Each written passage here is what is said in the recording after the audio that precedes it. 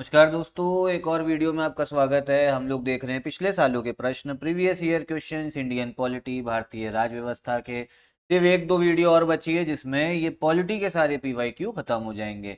तो अगर पहले की वीडियोस नहीं देखी तो जरूर देख लीजिए। एक प्लेलिस्ट भी मैंने बना दी है आप लोगों के लिए, तो वीडियो जरूर देख लीजिएगा। और पीवाईक्यू आपके बहुत इंपॉर्टेंट होते हैं, ये क्वेश्चन रिपीट भी होते हैं। तो जरूरी नहीं कि जब एग्जाम आए तभी आप लोग देखो, उसके पहले भी देख लो, आपको एक अंदाजा मिल जाएगा कैसे क्वेश्चंस पूछे जा रहे हैं। और खुद हो सकता है कि जो क्वेश्चंस आप देख रहे हैं वो रिपीट भी हो जाए। चलिए फिर इस वीडियो को भी शुरू करते हैं। देखते हैं इस वीडियो का पहला क्वेश्चन क्या है। किस राज्य में पंचायत व्यवस्था नहीं है? Which state does not have panchayat system? Options क्या क्या हैं आपके? नागालैंड, मिजोरम, मेघालय, केरला, या नन ऑफ दी अबव, इनमें से कोई नहीं, या मोर than one of the above, उपयुक्त उपयुक्त में से एक से अधिक।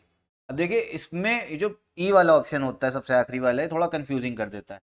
देखिए ऐसा है, इसमें बोला जा रहा है किन राज्यों में पंचायत व्यवस्था नहीं है, तो वो तीन राज्य ऐसे हैं अभी भी भारत में जहाँ पे पंचायती सिस्टम नहीं पहुंचा। कौन कौन से हैं? वो है आपका नागालैंड, फिर मिजोरम भी, और फिर आपका मेघालय। ये तीन, नागालैंड, मिजोरम, मेघालय।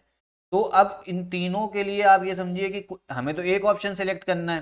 केरल है नहीं। अब जो आखिरी वाला उसमें क्या दे रखा है? उपयुक्त में से कोई नहीं, उपयुक्त में से एक से अधिक। इसमें ये भी ऑप्शन दे रखा है ना, ऊपर वाले ऑप्शंस में से एक से ज्यादा ऑप्शंस अगर हैं तो आप किसको टिक करना होगा? ई वाले को। तो इसीलिए इसका करेक्ट आंसर हो जाएगा ई। फिर से समझ लीजिए, तीन राज्य ऐसे हैं। अब तीन, आप एक एमसीक्यू में तीन गोले तो बना नहीं दोगे, आपको तो एक ही गोला बनाना है, क्योंकि एक ही गोले पे नंबर मिलेंगे। तो इस वजह से इसका जो करेक्ट आंसर है वो हो जाएगा मोर than one of the above, उपयुक्त में से एक से अधिक। ठीक है, अगला क्वेश्चन देखते हैं। प्रत्येक राज्य में लोकसभा की सीटों का निर्धारण परिसीमन आयोग द्वारा किया जाता है। इस परिसीमन को किस वर्ष तक रोक दिया गया है? The division of each state into territorial constituencies for the Lok Sabha is done by the delimitation commission. This delimitation has been freezed till which year?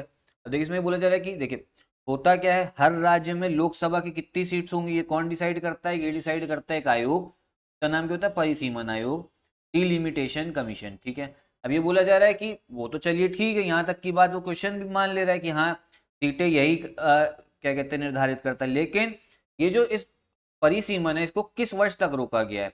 मतलब तब तक नई तरीके से सीटें एलोकेट नहीं होंगी, उस साल के बाद होंगी। तो ऑप्शंस क्या क्या हैं आपके? 2024, 25, 26, 27। तो इसका जो करेक्ट आंसर है वो है आपका 2026, 2026।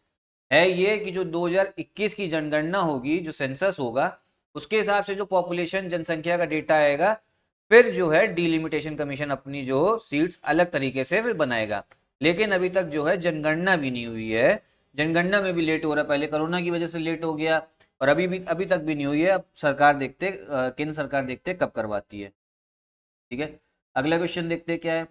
सर्वोच्च न्यायालय एक संघीय न्यायालय है, मानव अधिकारों का संरक्षक है, संविधान का अंतिम विवेचक है, सिविल न्यायालय है, या इनमें से कोई नहीं, या इनमें से एक से अधिक?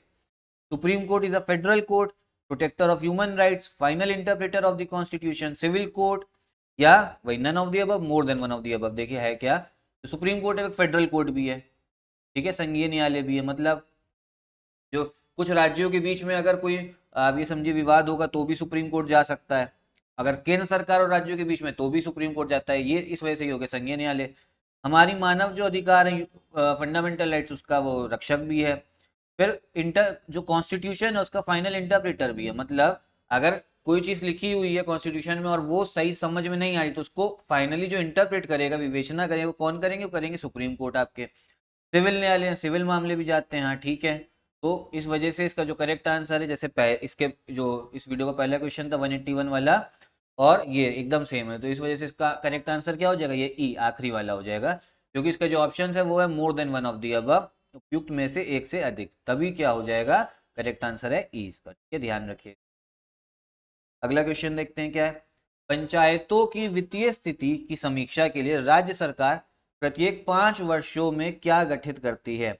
To review the financial position of panchayat, the state government constitutes every 5 years and, ये बोला जा रहा है कि जो पंचायतों की फाइनेंशियल कंडीशन है, वित्तीय स्थिति की, मतलब कितना पैसा है, कहाँ कहाँ खर्चा किया, कहाँ कहाँ से पैसा आया, फालतू तो नहीं खर्चा कर रहे हैं, करप्शन तो नहीं हो रहा है, लोन कैसे लेंगे। तो इसके लिए राज्य सरकार एक कमेटी बनाती है। बोला जा रहा है कि वो कौन सी कमेटी है? ऑप्शंस क्या हैं? वित्त आयोग, फाइनेंस कमीशन, वित्त समिति, फाइनेंस कमेटी, सलाहकार आयोग एडवाइजरी कमेटी या सलाहकार समिति एडवाइजरी कमेटी, या इनमें से कोई भी नहीं। तो इसका जो करेक्ट आंसर है वो है आपका फाइनेंस कमीशन वित्त आयोग। तो ध्यान रखिएगा, ठीक है, पंचायतों की वित्तीय स्थिति के लिए। और कौन बनाती है? बनाती है राज्य सरकार, केंद्र सरकार नहीं बनाती। कौन बनाती है? राज्य सरकार। किसके लिए? पंचायतों की फाइनेंशियल कंडीशन के लिए। अगला क्वेश्चन देखते हैं क्या है। 2022 के भारत के 16वें उपराष्ट्रपति चुनाव के लिए निर्वाचक मंडल में कितने सदस्य हैं? Electoral college for the 16th vice presidential election of India for 2022 consist of how many members? अब देखिए क्वेश्चन पहले भी पूछ चुके हैं हम आपसे। ऑप्शंस क्या? 798, 788, 545, 250। एक चीज और समझ लीजिए, जो वाइस प्रेसिडेंट का चुनाव होगा उसमें नॉर्म आम जनता वोटिंग नहीं करती है, आम जनता को उसमें अधिकार नहीं है वोटिंग करने का। उसमें वोटिंग कौन करता है?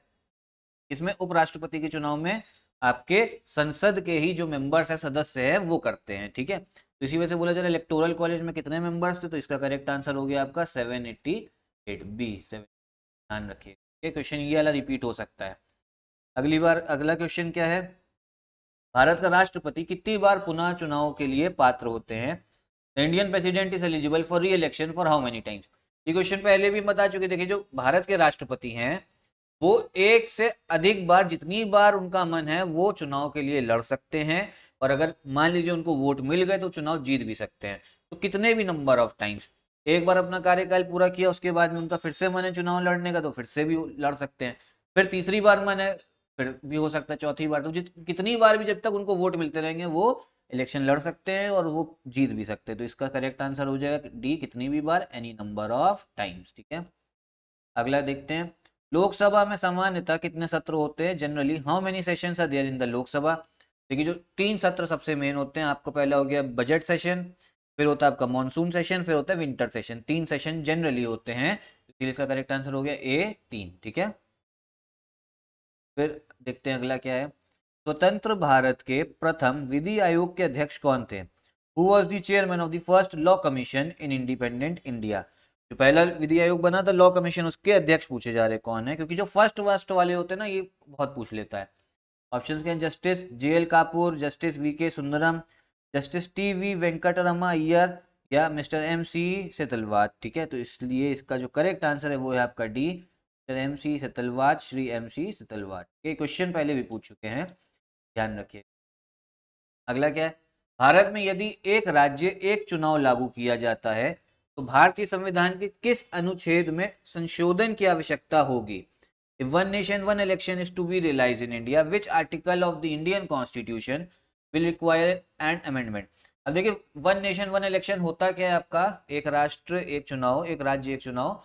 जैसे होता क्या, बिहार का चुनाव अलग टाइम पे होता है, उत्तर प्रदेश का अलग टाइम पे होता है, केंद्र सरकार का मान लीजिए पढ़ सकते हैं किसी भी राज्य साथ में, या महाराष्ट्र का अलग टाइम पे, केंद्र सरकार का अलग टाइम पे हो रहा है। तो एक राज्य एक चुनाव का मतलब, वन नेशन वन इलेक्शन का मतलब ये है, केंद्र सरकार का भी चुनाव और बाकी जितने राज्यों के चुनाव हो रहे हैं वो सब एक साथ में कराओ।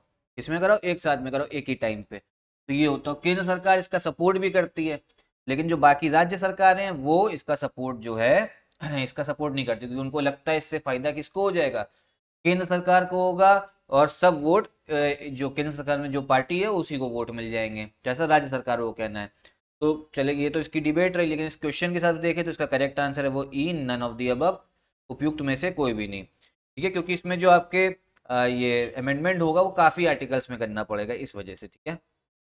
देखिए क्वेश्चन फिर से रिपीट हो गया, किस राज्य में पंचायत व्यवस्था नहीं है? Which state does not have panchayat system? Options के Nagaland, Mizoram, Meghalaya, Kerala, none of the above. देखिए, अभी बताया कि 3 राज्य ऐसे हैं जहाँ पे आपके, अभी जो अभी क्वेश्चन देखा हम लोगों ने, कौन कौन से राज्य? नागालैंड, मिजोरम, मेघालय, वही क्वेश्चन रिपीट हो गया। यहाँ पे पंचायत सिस्टम नहीं है, उसमें नागालैंड में, मिजोरम में, मेघालय में। इसी वजह से इसका जो करेक्ट आंसर है वो हो जाता है आपका ई, उपयुक्त में से एक से अधिक, मोर than one of the above, क्योंकि 3 आंसर इसके सही हैं, ठीक है। तो ये थे इस वीडियो क्वेश्चन। सिर्फ क्या 2 वीडियो और लगेंगे, आपके क्वेश्चंस जो हैं वो कंप्लीट हो जाएंगे। तो जो प्लेलिस्ट में वीडियोस बन गई, आप सारी वीडियोस एक बार फिर से देख लीजिए। जरूरी नहीं है कि एग्जाम टाइम का वेट करना है, पहले भी देख लीजिए तो ज़्यादा सही रहेगा, रिवाइज भी होता रहेगा आपका सारा जितना आपने पढ़ा है, ठीक है। यहीं पे वीडियो भी ख़त्म करते हैं, नमस्कार।